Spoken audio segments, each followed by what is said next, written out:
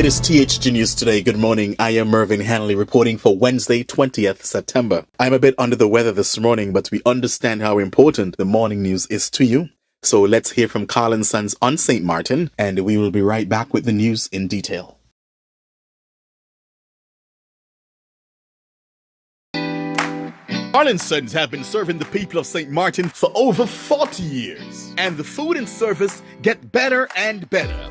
From early morning, customers flock to the bakery for their favorite sandwiches, cakes, pastries, you name it. First thing at mornings and last thing at afternoons, folks rush to Carl & Sons for simply the best.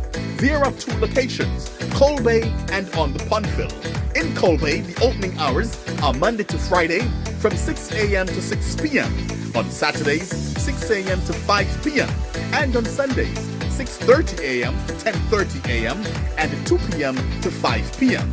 Opening hours on the Pondville, Monday to Friday, 6:30 a.m. to 6 p.m. Saturday and Sunday, 6:30 a.m. to 1 p.m. We also cater for weddings, parties, special events, whatever the occasion. It's Carl & Sons. Our staff, we are always happy to serve you. Call us today, the Coal Bay location, 721-544-2462. That's 721-544-2462. Or in Phillipsburg, 721-543-1059. That's 721-543-1059. It's Carl & Sons Bakery. We are here to serve you.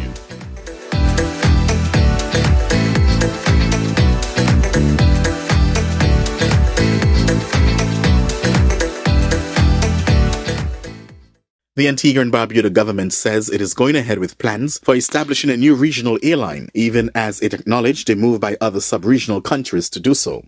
Prime Minister Gaston Brown, responding to an opposition question regarding improved regional transportation, told legislators that it is well known that the government has been struggling with the cash-strapped LIAT 1974 Limited over the past 3 years.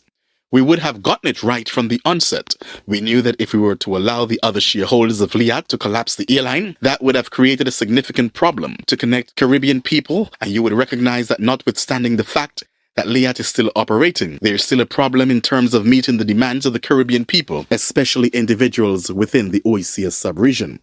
LIAT 1974 is owned by governments of Antigua and Barbuda, Barbados, Dominica, and the St. Vincent and the Grenadines. It entered into administration in July 2020 following increased debt and the impact of the COVID-19 pandemic. We have tried in the past to get all our OECS colleagues on board to start an OECS airline. But the problem we've had, and this is a problem that existed for decades, is that to get a commitment for all of the countries to fund an airline has been a problem, Brown said. What would have happened over the years? You would have had 4 countries carrying the burden while the others benefiting from the services of LIAT. It is no different today. If anything, it is possible worse. Brown told legislators that as a result of lack of commitment, his administration decided to pursue a new partner for the proposed LIAT 2020, which will be a new legal entity that will not assume any of the liabilities of LIAT 1974. Whatever assets it acquires from LIAT 1974, LIAT 2020 will pay for them in full, he said, acknowledging that we were unable to attract investors from within the region. We went extra-regionally, and that is why we had to establish a partnership with Air Peace, a private Nigerian airline founded in 2013.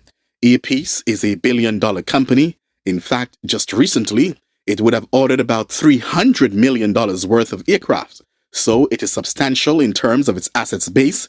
It has the experience, and the argument has always been within the region that whatever regional airline that is established, that you should have a private sector component to ensure that we have the necessary efficiencies and to avoid the legacy issues that we have had with LIAT in the past. Brown said he believes that Air Peace would not only bring assets in terms of cash and aircraft, but also expertise to help to manage LIAT to ensure it sustains viability. He said that he is aware there are plans for a supplementary OECS airline. There is talk so far, but no firm commitment, and we have to watch that space and see how it develops. The OECS leaders met earlier this month to discuss the issue of air transportation in the region and have appointed a technical team to further discuss the situation. Dominica's Prime Minister Roosevelt Skerritt, speaking on the state-owned DBS radio, said that each of the member countries of the OECS We'll have a representative on the technical team, and then we will be engaging some consultations to put into place the legal and the corporate framework to advance the decisions that would have been taken on Sunday at that meeting of the OECS heads. The OECS groups the islands of Antigua and Barbuda, Dominica, Grenada, St. Lucia, St. Vincent and the Grenadines, St. Kitts Nevis, Montserrat, Anguilla, and the British Virgin Islands. First reported by the Virgin Islands News Online, after promises on the 2023 campaign trail to revisit the offending sections of the Retiring Allowances Legislative Services Amendment Bill 2021, legislators in the House of Assembly on September 19th successfully made amendments to the bill, which is now renamed Retiring Allowances Legislative Services Amendment Bill 2021. The bill was referred to as the Greedy Bill as it granted lawmakers questionable lump sum payments, gratuity and guaranteed salaries for an extended period, leading to widespread public criticisms. At the continuation of the third sitting of the House of Assembly, Premier and Minister of Finance, Dr. the Honorable Natalia Wheatley, called on legislators to not return to the rhetorics of the 2023 campaign trail in the VI, as he called for the full support of those in the House of Assembly towards repealing amendments to the Act. The reality is the amendments made during the last House of Assembly were excessive, and I went on the public record and apologized. Madam Speaker, I apologize for supporting that bill, those amendments, he added while noting that a promise was made to the people of the British Virgin Islands. What we have done here, Madam Speaker, is we have repealed those sections of the bill which were problematic. These are the sections of the bill where, depending on your tenure or service, you get additional salaries, he noted. The Premier went on to detail some of the additional sections of the bill which he considered excessive. Madam Speaker, it was excessive, and so we have to repeal those sections. And, Madam Speaker, we have given everyone, the members of the House who are eligible, the opportunity to forego those benefits which became eligible for the last House, and now this House, he went on to say. The Premier added, and, Madam Speaker, I know it will come up, so I'll just say it here. It's important that you do not take away the rights that you have given. From a legal standpoint, that is problematic. So what we have done here is provide individuals with the option of foregoing. Dr. Wheatley said he has already pledged to forego certain benefits and will be satisfied with just receiving a lump sum payment under the Act.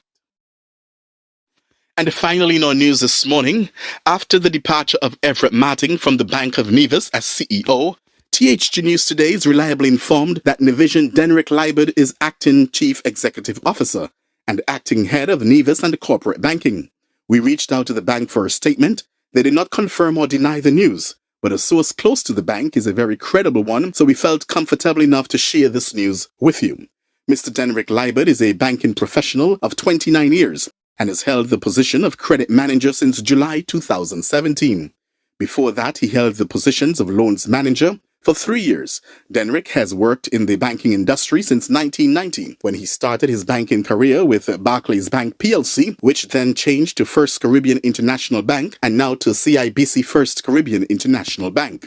He held various positions in operations, personal banking, customer service, foreign trade, data capture, treasury, business and personal lending, and recoveries. He has received extensive training during his career regionally and internationally.